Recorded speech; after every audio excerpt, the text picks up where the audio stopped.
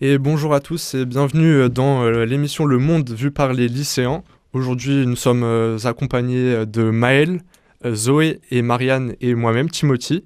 Et nous allons parler d'un sujet, les jeunes. Comment est-ce que les jeunes suivent l'actualité ? Parce que du coup, avec les réseaux sociaux et aussi les médias plus traditionnels comme les journaux, la télé ou la radio, les sources pour avoir l'information se multiplient un peu. Et du coup, on va essayer de voir comment est-ce que nous, en tant que jeunes, eh ben, on arrive à suivre l'actualité. Et on va commencer avec cette première question. Quand une information d'actualité tombe, où est-ce que vous la prenez en général en premier ? Maël, si tu veux répondre.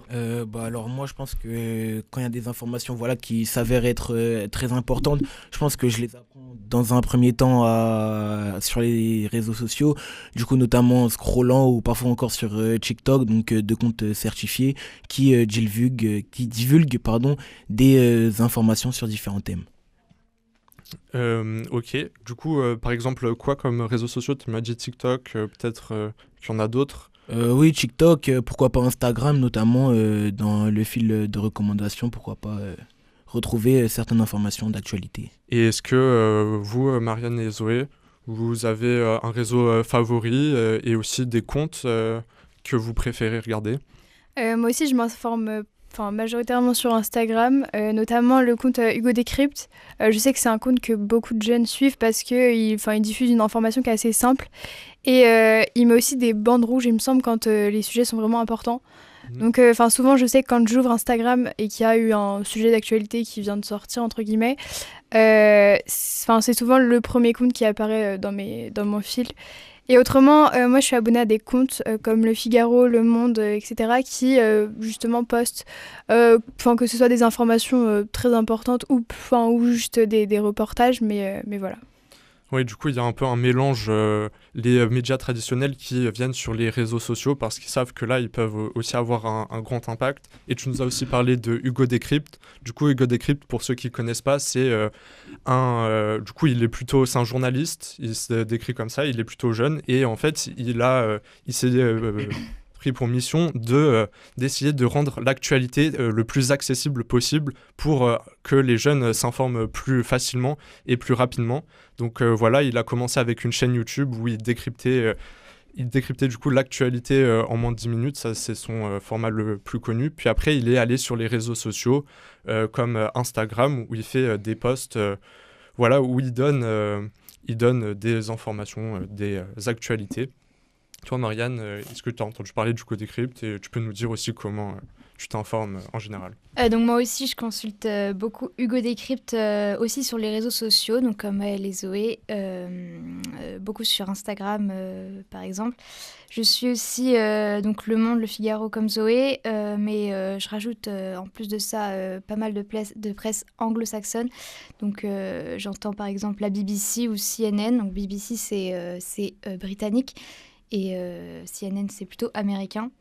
Et donc pour moi, ça me permet de pratiquer déjà mon anglais de manière un peu différente de l'anglais qu'on fait à l'école.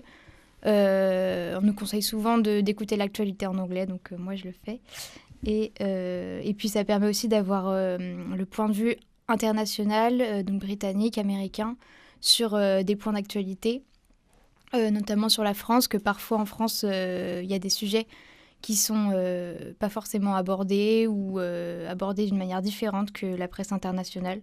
Donc je trouve ça assez intéressant de consulter ce genre de presse. Effectivement, mais du coup là, vous nous parlez un peu des médias traditionnels qui sont reportés sur les réseaux sociaux. Et le fait est que sur les réseaux sociaux, ça privilégie des formats plus courts. Et du coup, on n'a pas trop le temps et l'espace de pouvoir analyser l'actualité en profondeur, ce qui est aussi très intéressant pour mieux la comprendre. Si on n'a qu'un titre, on peut peut-être mal interpréter ce titre-là. Du coup, peut-être que les réseaux sociaux, ils demandent une sorte d'approfondissement. Et donc, c'est ma seconde question. Est-ce que vous regardez encore les médias plus traditionnels, comme la télé ou alors la presse écrite pour ça ? Pour ma part, c'est vrai que j'ai des parents qui aiment bien regarder le journal de 20h le soir à la télé. Donc je suis habituée à le regarder avec eux. Et je trouve que ça me permet justement de voir l'actualité à d'autres échelles, parce que sur les réseaux sociaux, c'est surtout de l'actualité internationale. Enfin, on a beaucoup d'informations sur ce qui se passe aux États-Unis ou dans les autres pays. Alors qu'à la télé, je trouve que le journal de 20h, il est plus à l'échelle nationale et locale. Enfin, souvent, la deuxième partie du journal, elle est plus locale. C'est des reportages qu'on peut voir dans les régions de France. Donc voilà, ça me permet d'avoir une autre approche de l'actualité. Je sais que moi, pour la presse écrite, mes parents, pareil, ils achètent le journal le week-end, mais j'avoue que je lis pas beaucoup la presse écrite, mais je lis plutôt sur des applications en ligne. On peut avoir accès, si on a un abonnement, au journal du jour en ligne.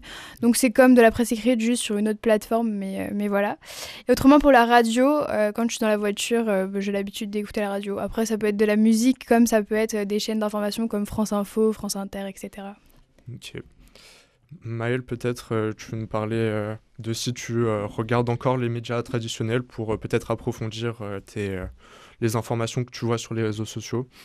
Alors moi, pas tellement. J'ai un peu, on va dire, abandonné les médias traditionnels. Donc de temps en temps, je peux ouvrir le journal et le lire.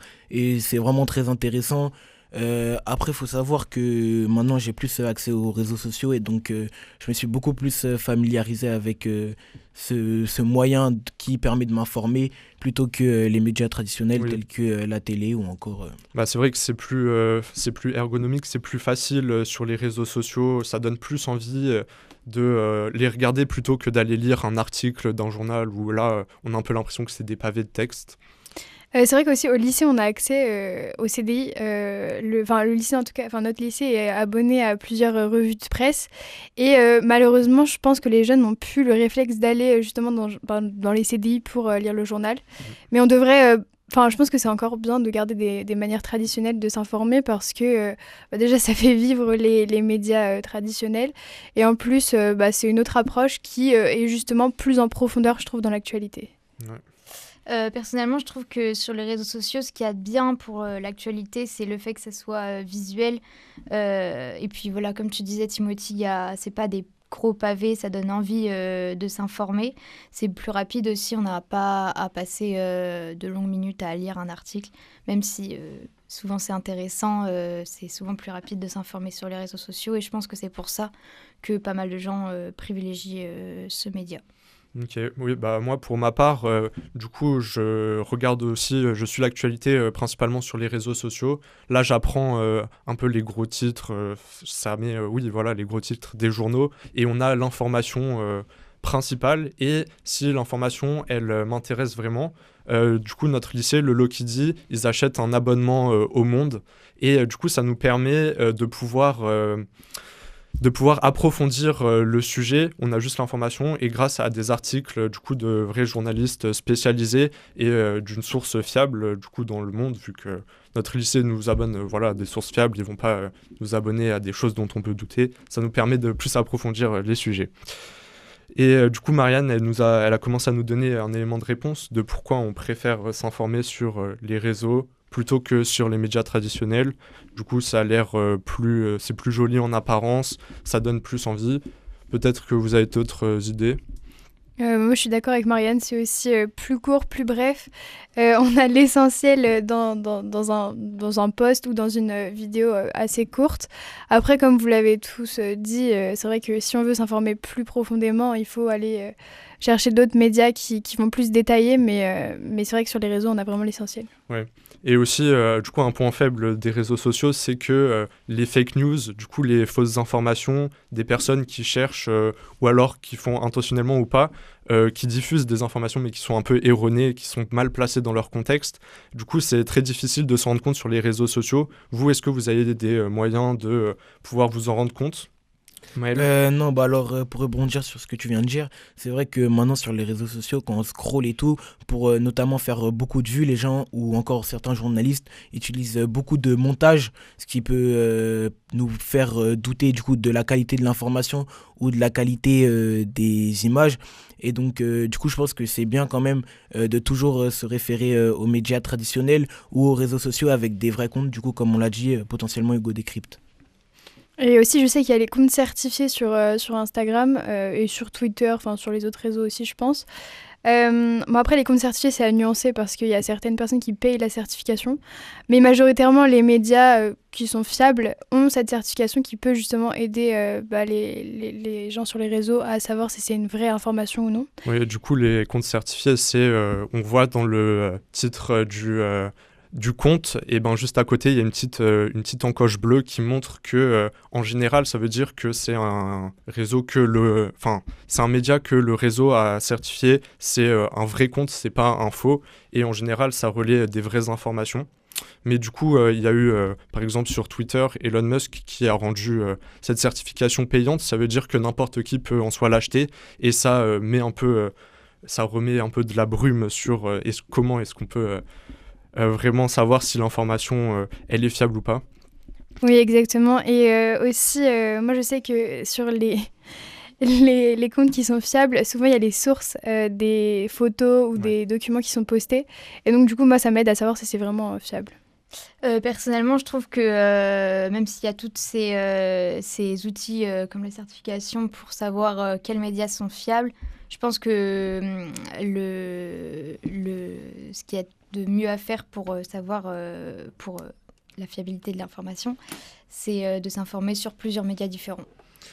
Et oui, c'est une bonne idée, vu qu'en cours aussi, en général, on a des cours où on nous donne des sources d'informations fiables. Du coup, ça nous permet de nous référer. Voilà, nos professeurs nous donnent des stocks de noms de journaux pour être sûr de notre information. On va faire une dernière question rapidement, vu qu'on sait que dans les réseaux sociaux, il y a les algorithmes qui favorisent les bulles d'information. C'est-à-dire que si on like un contenu, ce type de contenu va nous être proposé plus fréquemment. Est-ce que vous avez l'impression que c'est ça? Est-ce que vous essayez d'éviter d'avoir toujours les mêmes informations? Oui, j'avais remarqué que sur les réseaux sociaux, notamment Instagram, ce qu'on like, les contenus qu'on consulte le plus souvent, c'est des contenus que l'algorithme va comprendre qu'on apprécie de voir ce contenu, et on va se retrouver comme dans un cercle, comme une bulle de filtre, on appelle ça. Qui va nous donner l'impression que en fait tout le monde est de notre avis alors que pas forcément, et ça peut créer de l'intolérance, des différences d'opinion par exemple.